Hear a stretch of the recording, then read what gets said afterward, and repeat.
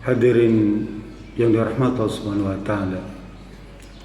Dalam salah satu hadis riwayat Imam At-Tirmizi dari sahabat Nabi yang bernama Anas bin Malik. Kata Anas bin Malik, "Dakhala Nabi sallallahu alaihi wasallam ila syabin wa huwa fil maut." Jadi Nabi Muhammad suatu hari nengok orang yang sedang sakit dalam keadaan sakaratul maut, ya, megap-megap tuh. Ya. Kita kan kadang-kadang kalau nengok ke rumah sakit tuh ada yang sudah pasang ventilator tuh ngap gitu ya. Dulu nggak ada ventilator, jadi napasnya pendek-pendek, megap-megap tuh. Ya. Rasul datang karena biasanya diundang. Di zaman Nabi itu kalau ada orang yang sakit tuh Pak ya, dia datang pada Nabi, "Ya Rasulullah, tolong doakan orang tua saya, kakek saya, nenek, anak saya, istri saya lah, dalam keadaan sakaratul maut kelihatannya." Nabi mendoakan.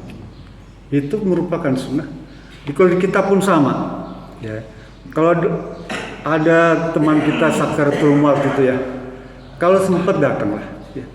Apalagi misalnya orang tua kita, kakek nenek kita di kampung, ya, udah sakaratul maut 2 hari gak meninggal, datang, ya. Doakan, minta pada Allah ya agar kalau memang akan memberikan kebaikan hidupnya, sembuhkan penyakitnya. Kalau kematian lebih baik ya sudah, gitu ya. Itu merupakan sunnah yang diajarkan Rasulullah SAW. Jangan kita nyukurin syukur sakit, jangan. Kita doakan. Siapa saja kalau kita melatih diri, Pak, ada orang batuk tuh ya di masjid, mohon maafnya, batuk-batuk sampai misalnya bengek-bengek gitu ya, atau bersin-bersin, dalam hati doakan, ya Rob, tolong kau sembuhkan dia seperti engkau telah menyembuhkan kami. Tolong sehatkan dia seperti engkau telah menyehatkan kami. Itu ajaran Nabi, Pak.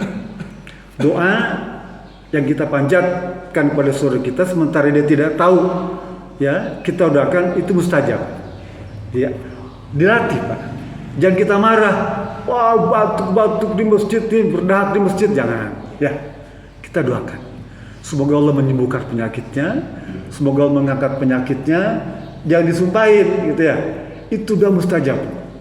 Doa itu bukan cuma untuk dia, tapi juga mendoakan kita. Dilatih, Pak. Siapapun orangnya, ya, kita doakan. Nggak perlu lihat satu kampung, satu suku, satu aliran, jangan. Siapa saja yang di masjid batuk-batuk atau pakai masker, misalnya gitu ya, atau kelihatannya bersin-bersin, doakan dia.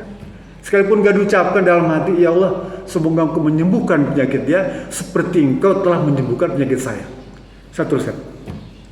Nabi nengok orang sakit. Lalu Nabi tanya, "Ya fulan," anak muda Pak, ila syabin itu anak muda. Syabab. "Ya fulan, kaifa tajidu?" Hei, anak muda, gimana keadaanmu sekarang ini? Ya. Dalam keadaan sakaratul maut ini. Ngomong udah pendek-pendek gitu ya. Dia jawab, "Ya Rasulullah, arjullaha wa khafu dhunubi." Cuma ngomong 2 kata. "Ya Allah, saya sangat berharap kepada Allah, ya, ampunan dan surga, dan saya takut dengan siksanya di neraka." Anak muda mengucapkan 2 kata itu, Pak. Berharap surga dan takut neraka. Waqala Rasulullah, lalu Rasul berkata, "La yajtami'anullahu fi qalbin abdin bimisli hadil muwattini illa a'tahullahu ma yarju wa amanahu ma yakhafu." Maka hadis sahih riwayat Imam At-Tirmizi. Rasul berkata, "Wahai anak muda, Allah tidak akan pernah menggabungkan keadaan hati seseorang, ya, seperti yang kuucapkan tadi, berharap surga dan takut neraka, kecuali Allah akan memberikan apa yang kamu harapkan, dan Allah memberikan rasa aman akan apa yang kamu takutkan. Oh Pak, pentingnya kita berharap ya surga dan takut neraka. Itu kata Rasulullah, Allah tidak akan memberikan apa-apa kecuali mengabulkan apa yang diinginkan dan membebaskan dia apa yang takutkan. Hadis ini di kalangan kelompok-kelompok sufi tasawuf ya, dianggap ibadah atau harapan ibadahnya itu hanya menginginkan surga dan takut neraka. Ya. Salah satunya diantaranya ucapan Rabi'ah al-Adawiyah. Banyak ulama-ulama besar Pak. Saya angkat satu saja. Kata Rabi'ah al-Adawiyah, ma abadtuhu khaufan min narihi wala hubban bil jannati fa akunu ka ajri saw bal abadtuhu hubbalillah wa syauqan ilaihi. Ucapan Rabi'ah al-Adawiyah. Kata dia, tidaklah semata-mata aku beribadah kepada Allah bukan karena aku berharap mendapatkan surga, dan aku beribadah kepada Allah tidaklah aku takut dengan neraka, tapi aku beribadah semata-mata karena cintaku pada Allah dan rinduku kepada Allah. Wah, hebat, luar biasa. Ucapan ini diikuti oleh Imam Al-Ghazali, Ibnu Hazm, ya, Syekhul Islam Al-Harawi, orang-orang besar semua. Bahwa kalau kita ibadah mengharapkan surga, mendapatkan ganjaran surga dan takut dengan neraka, itu seperti ibadahnya para pekerja, para pegawai, para hamba yang bekerja terdasar keinginan gajian, atau hamba dia bekerja karena takut disiksa majikan. Wah, luar biasa Pak. Perdebatan ini sampai hari ini nggak selesai Pak. Dari zaman para sahabat itu Pak, pertentangan ini Pak. Jadi kata dia, kalau orang beribadah itu karena berharap surga, seperti seorang pegawai yang bekerja untuk mendapatkan gajian, iming-iming. Kayak anak kecil, dia bilang nih, dia mau bekerja, mau belajar kalau dikasih hadiah, ya. Kalau dikasih hadiah, dia belajar. Atau dia belajar karena akan disetrap, takut disetrap oleh ayahnya atau oleh gurunya. Dia baru beribadah tuh. Itu kata beliau, itu sama seperti orang ibadah, seperti seorang pekerja, pegawai. Bahkan disebutkan apa? Ka'ajri sau, pegawai yang buruk. Ya, gitu ya. Dia cuma mau kerja kalau digaji, gitu. Pegawai yang buruk. Atau kata ulama yang lain, dia ashabut tujar, seorang pedagang. Jadi ibadahnya itu seperti transaksi, jual beli. Kalau harganya bagus dia jual, kalau harganya murah dia beli. Gitu Pak. Kata dia, bukankah Allah berfirman dalam surat Al-An'am ayat 163, Bapak cek tuh, yang kita baca setiap hari itu ya, kalau sholat itu dalam doa iftitah tuh, apa kita baca? Qul inna sholati wa nusuki wa mahyaya wa mamati lillahi rabbil alam. Ya Rabb, ya. Sesungguhnya sholatku, ibadahku, hidupku dan matiku semata-mata hanya karena Allah, bukan karena surga, bukan karena neraka. Kita baca tiap hari itu, ya. Inna sholati wa nusuki wa mahyaya wa mamati lillahi rabbil alamin. Karena Allah. Dengan ayat ini kita tidak akan goyah sekalipun surga itu nggak ada.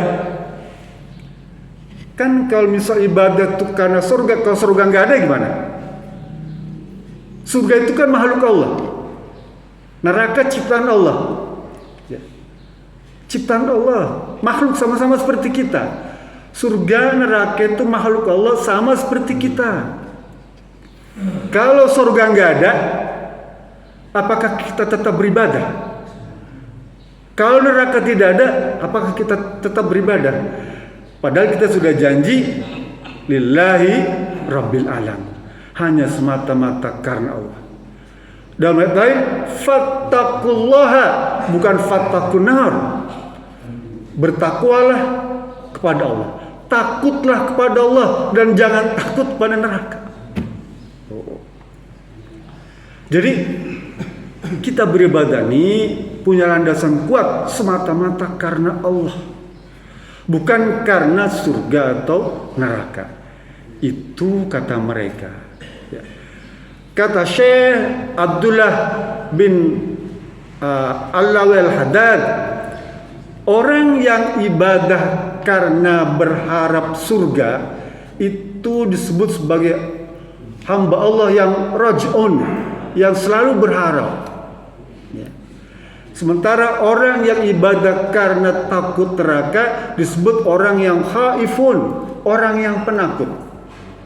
Tetapi orang yang beribadah karena Allah semata-mata adalah orang yang arifun, orang yang arif, orang yang bijaksana, orang yang hikmah, orang yang lebih tinggi. Kata beliau, orang yang ibadah yang arifun itulah yang memiliki derajat yang lebih tinggi dibandingkan dengan orang yang berharap surga dan neraka.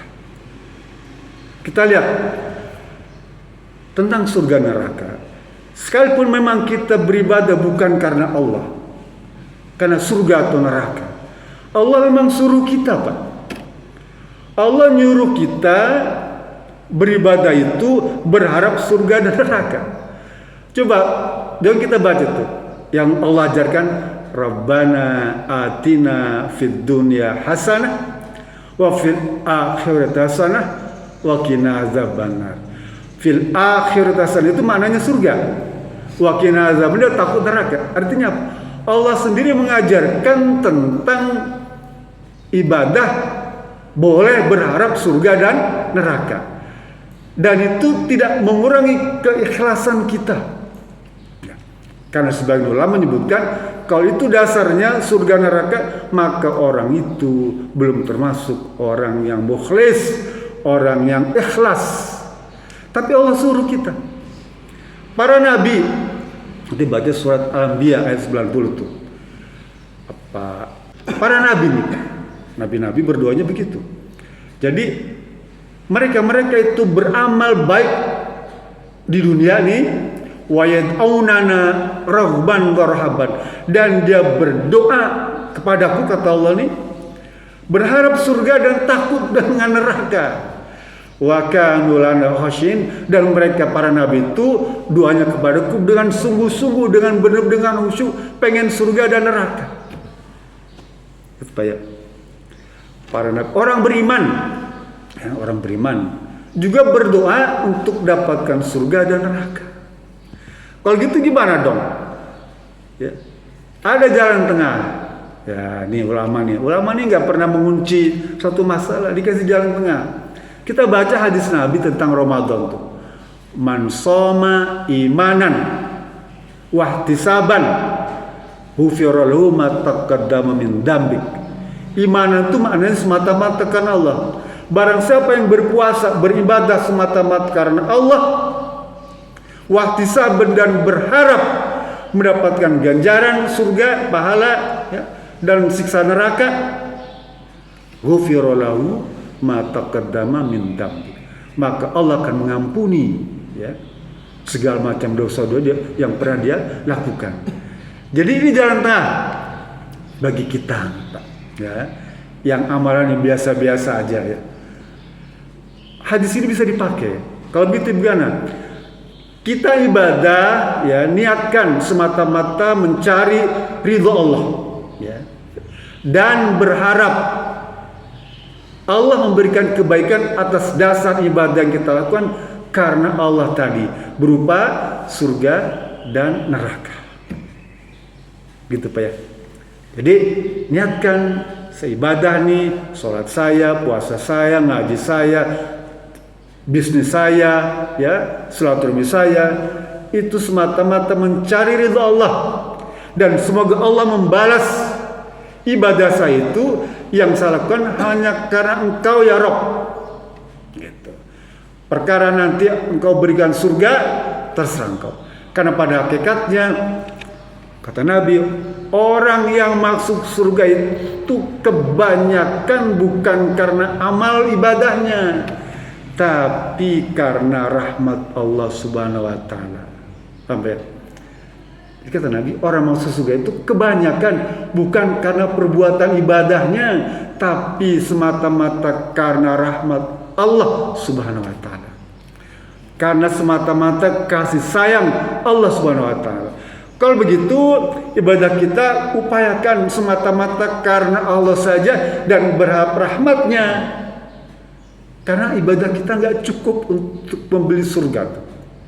Bahkan kata Nabi, untuk mendapatkan tiket surga karena amal kita itu kurang, Allah beri musibah, Allah beri ujian agar mencukupi tiket untuk ke surga itu. Ujian, musibah itu apakah itu berupa penyakit yang tadi disebutnya itu ya, kesusahan, kesulitan, kerepotan, itu penderitaan, macam-macam penderitaan, kesusahan itu adalah mendatangkan ganjaran pahala untuk melengkapi kekurangan ibadah kita untuk mendapatkan tiket surga. Oleh karena itu, kalau kita dapat musibah, ya, sekecil apapun, jangan nambah, tetap berbaik sangka kepada Allah Subhanahu wa Ta'ala, karena dengan cara itulah Allah mengangkat derajat seseorang. Allah akan menghapuskan segala dosanya. Allah akan memberikan ganjaran dengan musibah tadi. Gitu. Memang ini materi agak sedikit tinggi ya, disebut materi tasawuf, filsafat atau sufi. Tapi nggak apa-apa. Kita bisa banyak belajar dari ilmu-ilmu ini, sehingga kita beribadah itu murni semata-mata karena Allah. Dan ditambah harapan agar Allah memberikan balasan surga dan dijauhkan dari siksa api neraka. Mudah-mudahan ini menjadi tambahan ilmu bagi kita yang kita diberikan kemudahan untuk memahaminya dan menyemangati semua ibadah kita, baik yang mahdoh ya, yang murni ataupun yang garu mahdoh, ibadah sosial kemasyarakatan. Niatkan Allah. Ada yang meninggal, kita doakan, kita datang, kita mandikan, kita kafankan, kita sholatkan, kita makamkan. Itu tuntunan Rasulullah SAW, dan laksanakan itu semua semata-mata karena Allah. Bukan karena dia tetangga saya, bukan karena dia murid saya, tidak. Tapi semata-mata karena Allah. Adapun balasannya, Allah sudah siapkan. Nabi cerita tentang orang yang mengantarkan jenazah, ngurus jenazah itu, Allah berikan ganjaran 2 qiratain. Apa qiratain itu? Pahala yang sebesar gunung Uhud. Bapak kalau pernah ke Madinah, 5 km utara Madinah itu ada namanya Bukit Uhud, besar. Ya. Lah ganjar kita 2 kali gunung Uhud itu. Orang yang ngurus jenazah, orang yang memandikannya, Allah hapus semua dosanya itu. Coba, Rasul janjikan, orang yang memandikan jenazah, Allah hapus dosanya. Makanya berebutlah kalau yang meninggal tuh mandiin. Banyak nggak apa-apa, cuma sekedar nyendok air 1 sendok itu, ngepretin aja ke kakinya, udah dapet itu. Ya. Mengkafankan jenazah, maka dia akan digantikan, disematkan pakaian yang indah di akhirat nanti. Kenapa nggak suka? Apalagi ganjarannya sebesar 2 gunung Uhud. Tapi itu harus dilaksanakan semata-mata mencari ridha Allah, semata-mata karena Allah. Inna sholati wa nusuki wa mahyaya wa mamati lillahi rabbil alamin. Karena Allah, terserah ganjarannya pada Allah. Allah tidak tidur, catatannya lengkap, tidak mungkin keliru, tidak mungkin salah, sekecil apapun. Ya. Orang yang ngurus jenazah, akan mendapatkan ganjaran yang besar yang kita tidak pernah bayangkan. Nanti Bapak akan kaget. Di akhirat kelak, ini istana yang dapat untuk saya kok begini mewahnya. Padahal saya tidak pernah beribadah itu.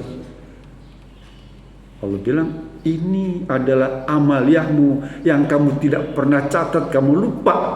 Apa diantaranya? Bergaul dengan masyarakat, ya. Ulubiung dengan masyarakat, rukun dengan masyarakat, guyub dengan masyarakat.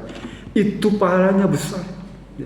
Bukankah Allah berfirman, sungguh orang beriman itu bersaudara, faslu bainahuma, dan rapatkanlah, ya. Mudah-mudahan menyertai kita semua. Lebih kurang mohon maaf. Billahi fisabilillah. Assalamualaikum warahmatullahi wabarakatuh.